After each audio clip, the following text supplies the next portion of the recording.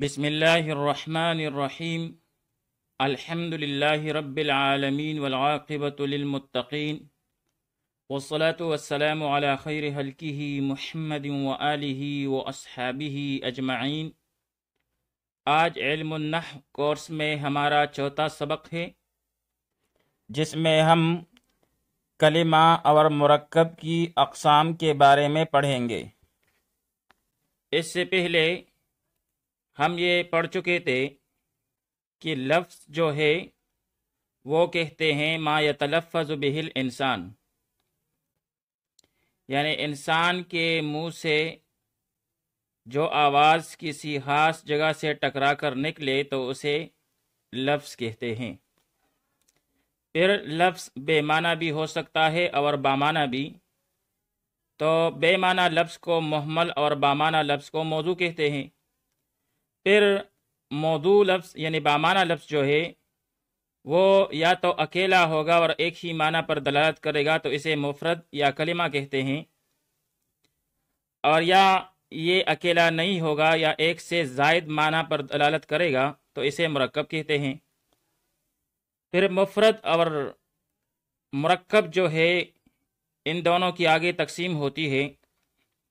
مفرد یعنی کلمہ، یہ اسم، فعل اور حرف میں اس کی تقسیم ہوتی ہے، اور مرکب کی جو ہیں آگے دو قسمیں ہیں، مرکب مفید اور مرکب غیر مفید۔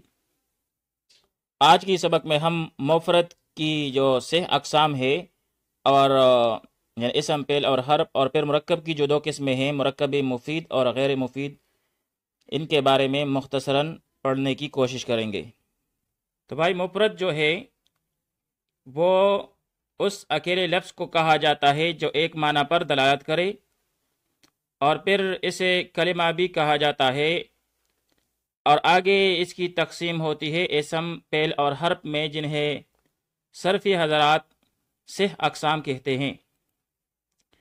سب سے اول ہم اسم کی تعریف کریں گے۔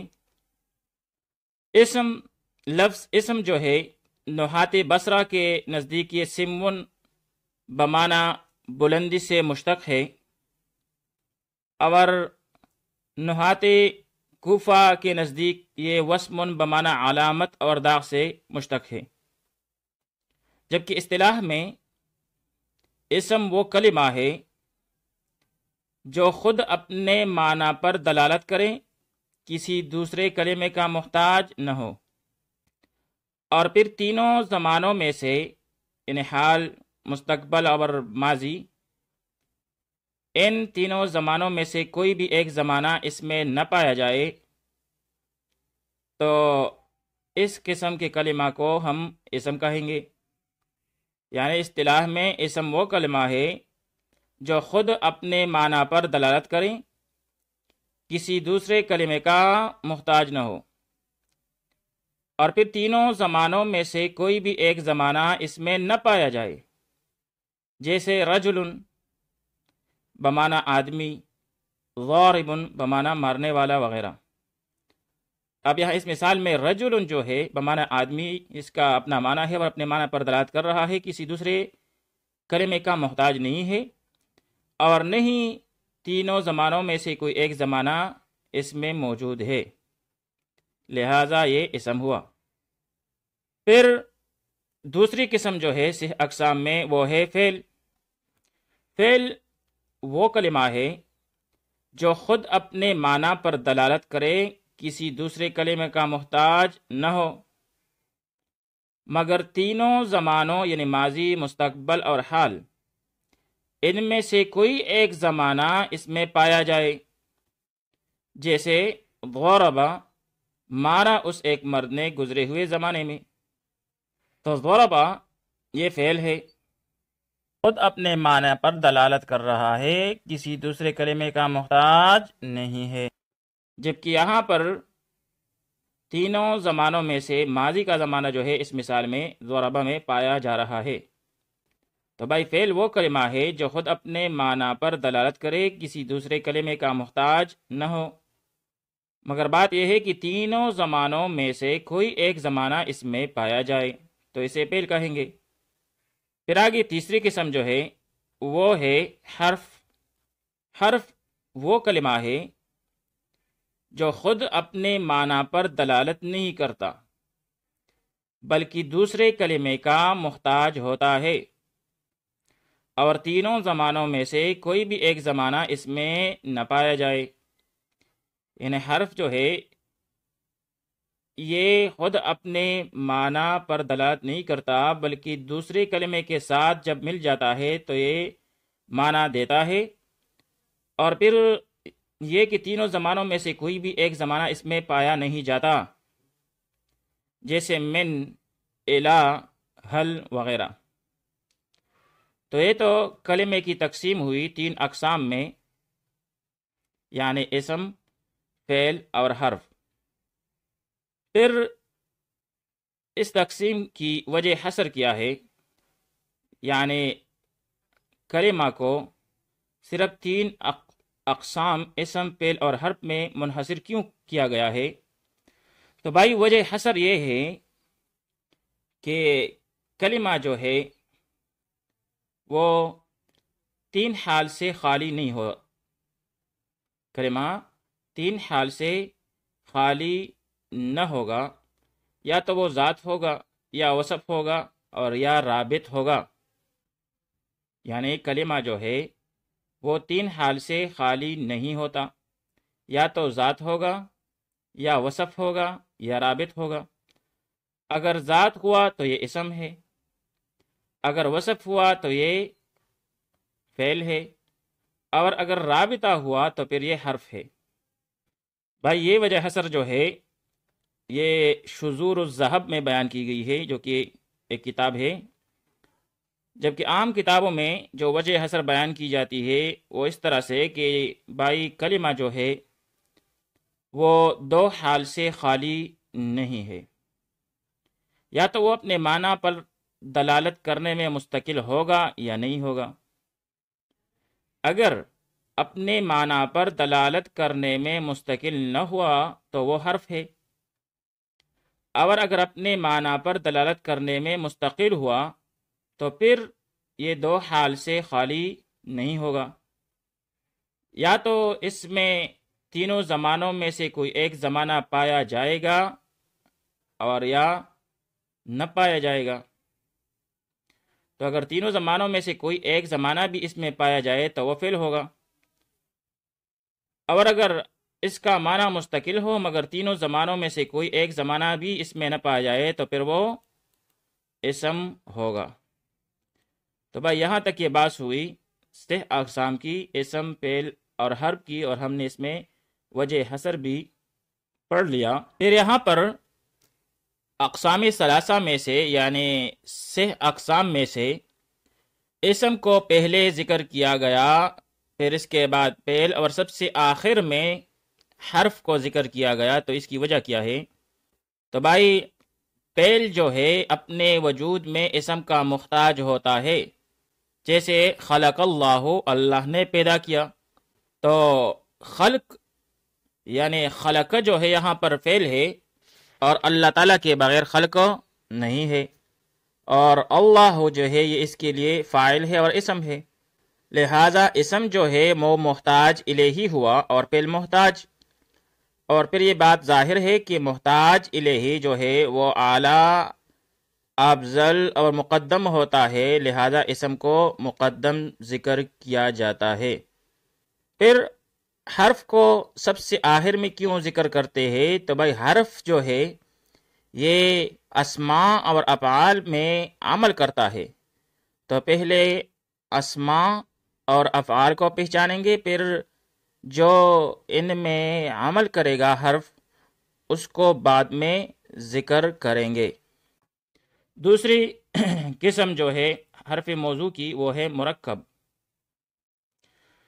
مرکب کا لغت میں معنی ہوتا ہے جڑا ہوا، جبکہ اصطلاح میں مرکب اس کو کہتے ہیں کہ جو دو یا دو سے زیادہ کلموں سے مل کر بنے، جیسے زید قائم۔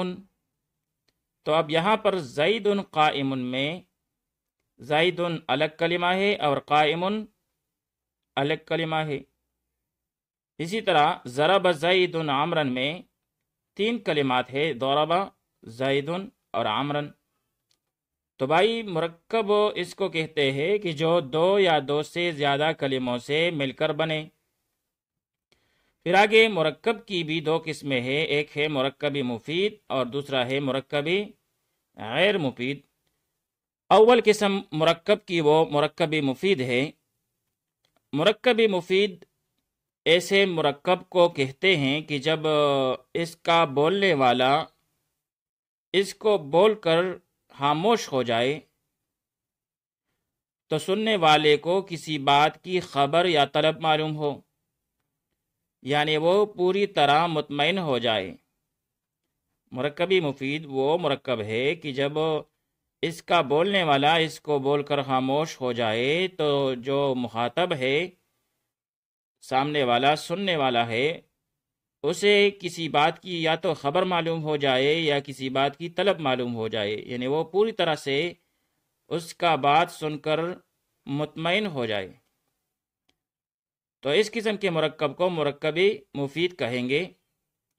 تو اب یہاں پر مرکبی مفید کی تعریف میں 2 باتیں ذکر کی گئی، ایک خبر اور دوسری طلب۔ خبر کی مثال جیسے زید قائم، زید کھڑا ہے، تو یہاں پر زید کے قیام کے بارے میں خبر دی گئی ہے۔ اور طلب کی مثال جیسے اضرب، تو مار، تو اس میں کسی کو مارنے کی طلب جو ہے وہ سننے والے کی فہم میں آ جاتا ہے کہ انہیں کہا جا رہا ہے کہ کسی کو مار۔